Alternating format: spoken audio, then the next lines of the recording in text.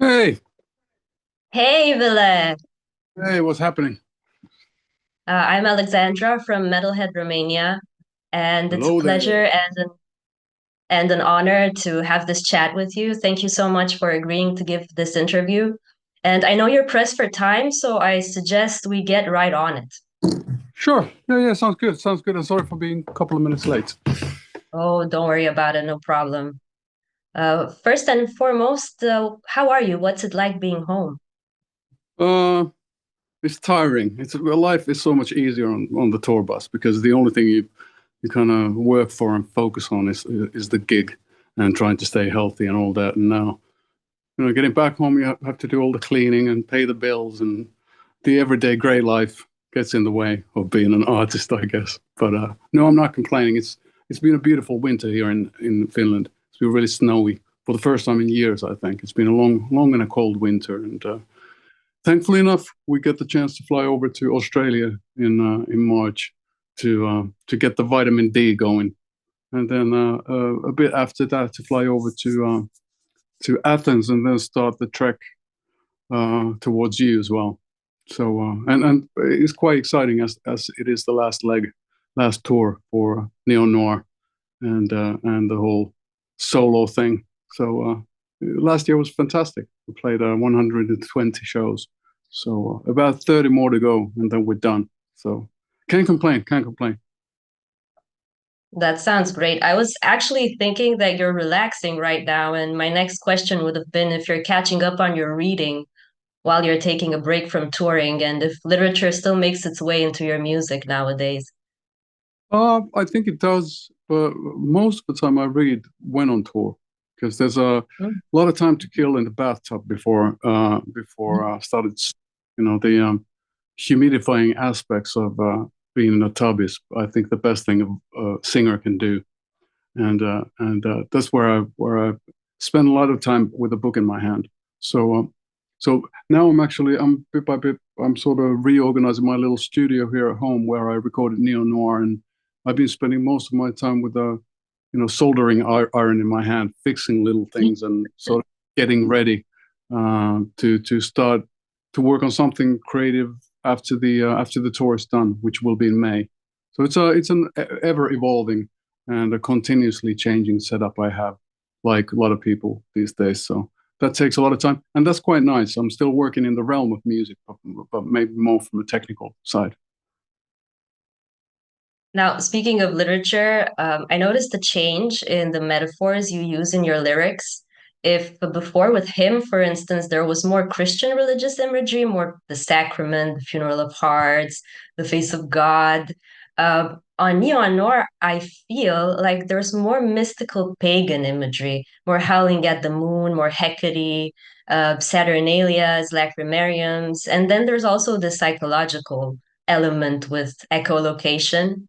All in all, I would say there's an element of dark riddle to Neon Noir. What do you attribute the change to, if there is any, and what does it all mean? Well, fantastic question. And I guess it happens so gradually for a songwriter that I don't see it as a big sea change. Yeah, because, you were talking the Sacrament. I wrote it back in 2002, I think. So it's been quite a while, and for obvious reasons, I was into different things back in the day, and and I still am. It's still a work in progress, or I am a work in progress. It's a continuous journey to try to find your own voice, to be able to communicate via melodies intertwined with lyrics, trying to communicate the feelings that are very hard to put into just words. That's, I think, what music is to me, more or less, and the sort of maybe maybe these days I do find that as everybody says, a lot of times stuff is a bit more black and white when you're younger, and it starts to get more complex by the day. Unfortunately, at times, and uh, and I like the sort of like bringing in the synesthesia and the sort of psychological, not necessarily psychological element, but the fact that um, that we that at least I myself, I find myself feeling very confused about the world and about myself and my emotions. And to put that into songs is quite invigorating in a way. I think that maybe back in the day, I was trying to hide that aspect. I was trying to portray myself as sort of with a clearer view. You know, when you're a bit cocky and you're younger and you don't want to communicate that you're not perfect. So I love the sort of like the imperfections and the vulnerability in the lyrics. So I think it's a combination. It's where I'm heading, no idea, but with all this, but the answer or the music or the lyrics. But yeah, that's a fascinating question. It'd be easier probably to sit down with a set of lyrics and try to figure out what changed in the interim. But I'm just trying to figure out the. It's just different words roll nicer off my tongue these days. It's as simple as that. And then vocabulary and the lexicon gets a bit more complicated and complex. And of course, it has to do with what you read and what you see on the TV or everything influences. All the conversations influence what you're doing and the music you're listening to. So I, I think it's, yeah, I think it's these days it's more about celebrating the complicated nature of life, love, and existence in general. I find the sort of like the celebratory nature of it very interesting, as opposed to being overtly morose or um, or sort of, and you know, you can sort of like celebrate depression as well. It's a human mechanism, and it's a thing we share. It doesn't matter what religion or what political party we support. You know, we still share those little things, and it doesn't matter how big your muscles are. You still, we all are vulnerable, and we all, you know. And I think that that's endearing about us human beings, and that's something that we do share, no matter where we come from and all that. So maybe it's a, you know, celebration of the things that were maybe back in the day interpreted as being hindrances. Maybe they could be sources of power, and they could be sources of you know, the creative spirit. Since you mentioned vulnerability, style-wise, you've definitely held on to your trademark, but there's definitely an additional element of bittersweet gentleness, I'd call it, on Neon Noir. Do you still feel like love metal rings true as a description for the genre? Well, I think one of the reasons was to call the album neo noir because that's a genre unto itself. It's as a statement of intent. It's very close to the Razorblade Romance, Love Metal, Dark Light, and Venus Doom. It just, for me, I wanted the album to sound and feel more inviting. I didn't want it to be an aggressive album in the sense that it would attack the listener. You know, it was songs like, let's say, Buried Alive by Love, they're more in your face. And that wasn't something I'm hugely into these days, at least when creating new music. Playing that stuff live is great because it creates tension and dynamic when you move from different decade to another. But I like the sort of like the warm hug aspect of music. Music can be noisy, it can be loud, but it can still be comforting. I guess it's trying to create a comforting chaos is the topmost priority musically speaking. Would you say that you've maybe shed some stylistic and aesthetic constraints that were holding you back with him?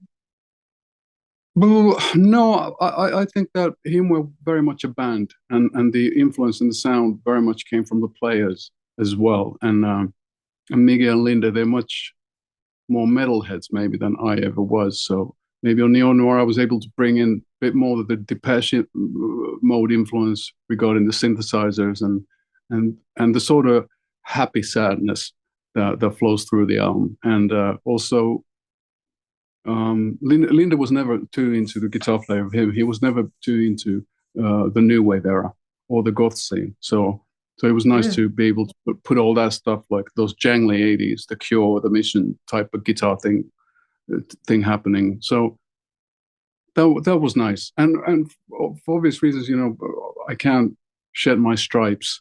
You know, I'm the same zebra as ever. So I just found it sort of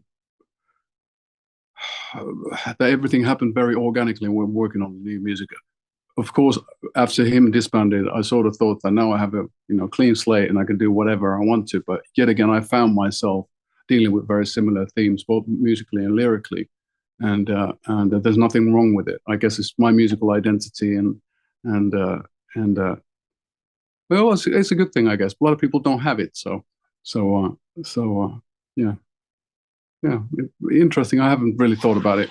Thought about the shedding that sort of influence or outside forces, or what made me a freer agent with the new stuff. But I guess working on the stuff by myself was very important too, because it enabled me to not to compromise and not to sort of like wake up every morning, call 5 to 4 people up and sort out our calendars.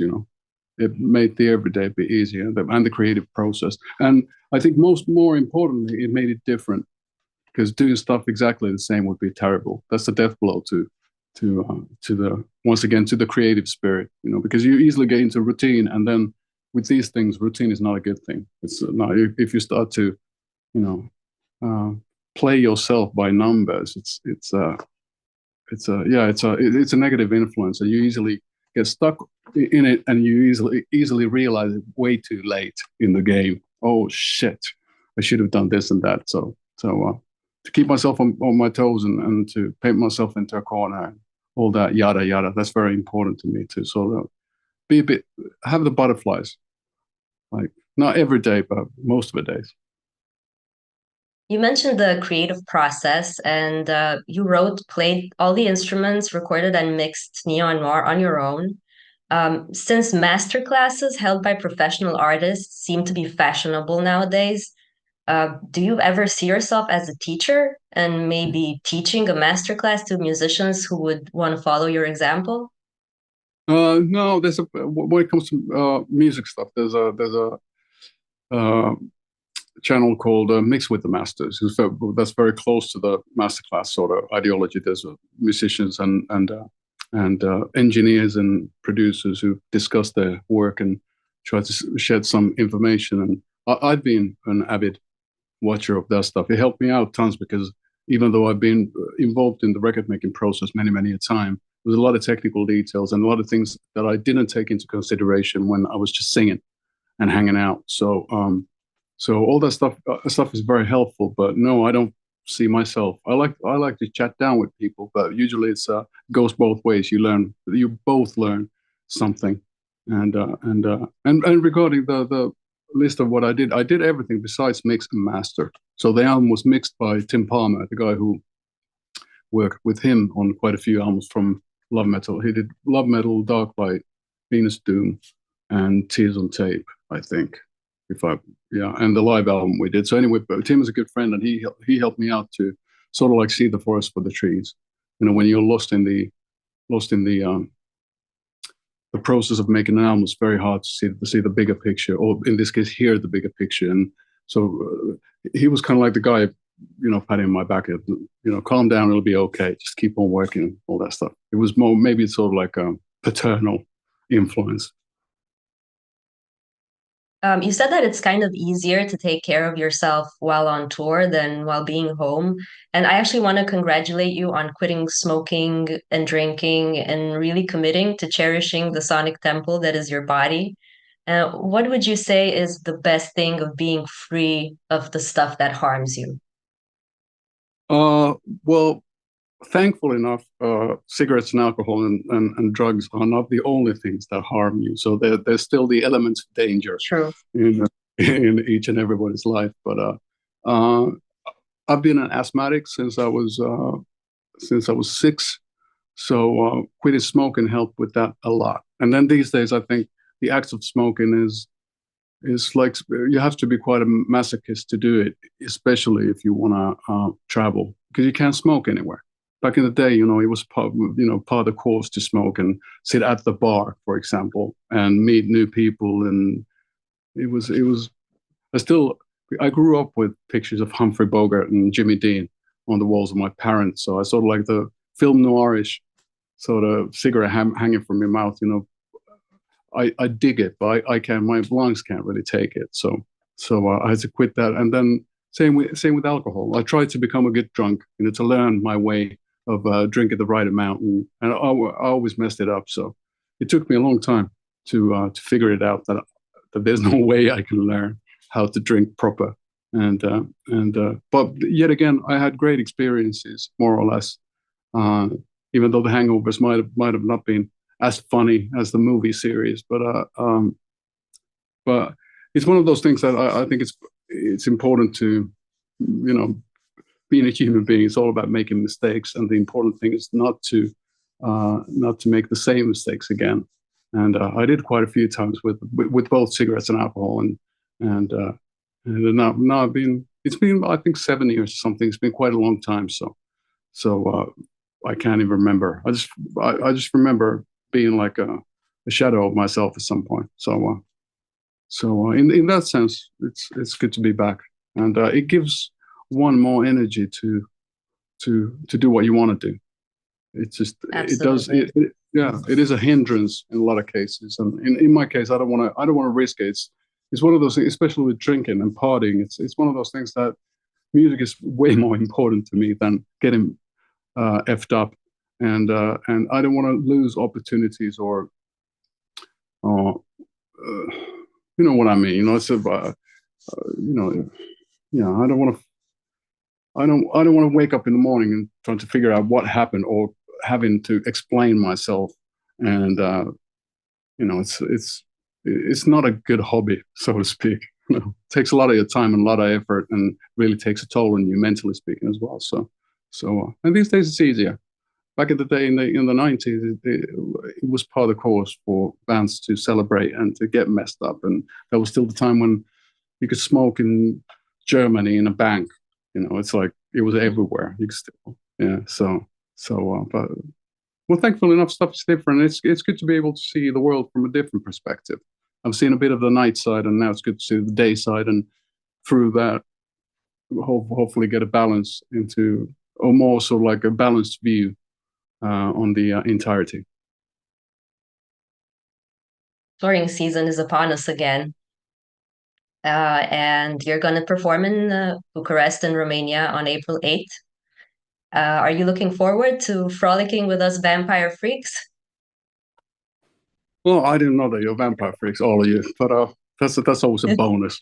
Yeah, yeah, it'll be fantastic. There's still places we haven't had the opportunity of playing when it comes to neo noir, and show the new band, and the new ways we approach the hymn stuff. We did play the festival, but of course playing your own thing is a bit different, because the production is a bit different, and then it's your audience and a bit more intimate usually as well. Plus you have more time, so the sets are a bit longer, and there's a bit more sense of a drama. So I can't wait. This is a great way of sort of ended the cycle for neo noir, to be able to play all the places we missed on the first time around, and hopefully you'll feel the same. It'll be, in a positive sense, a bittersweet experience, I'm sure.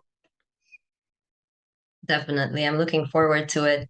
Now, since our time is slowly drawing to a close, I would like to ask you the last question of the interview.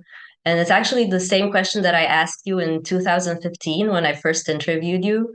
And it goes something like, when you're stripped of the rock star persona, what do you see when you look in the mirror? And back then you said that you see a stranger. It was a sensitive but quite a daunting answer.